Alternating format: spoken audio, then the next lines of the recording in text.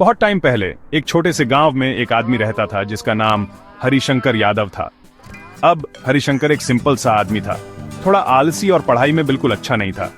लेकिन उसने हमेशा सपना देखा कि एक दिन उसे प्रोफेसर साहब बुलाया जाएगा।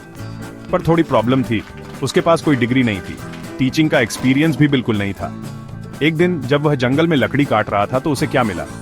एक गधा पेड़ के नीचे बैठा था, हरिशंकर की तरह ही एकदम चिल लग रहा था। हरिशंकर गधे को देखता है और कहता है, भाई तू बिल्कुल मेरी तरह है, शांत, बिंदास और कभी किसी की नहीं सुनता। फिर बैंग उसे एक फनी आइडिया आता है।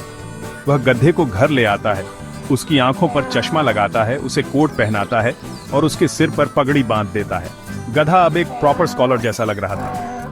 हरिशंकर गांव में दौड़ता हुआ चिल्लाता है, हमारे पास एक नया प्रोफेसर है, प्रोफेसर गधानंद लाइफ के सीक्रेट्स बताने आ गए हैं। बेशक गांव वाले हंसते हैं, लेकिन क्यूरियोसिटी जीत जाती है।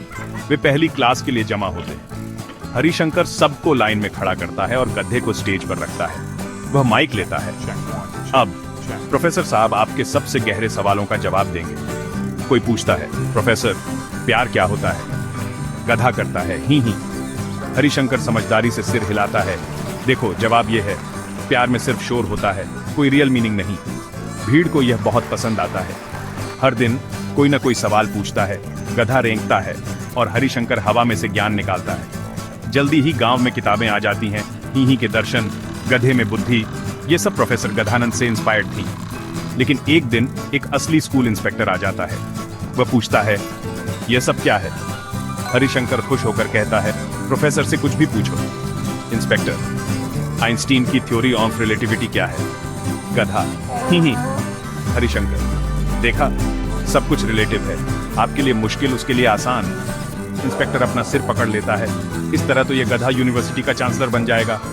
गांव वाले चीयर करते हैं, यही तो सपना है दोस्त। तो लेसन क्या है? जहां लोग एक्चुअली समझना नहीं चाहते, वहां एक ही भी ज्ञान जैसा लग सकता है।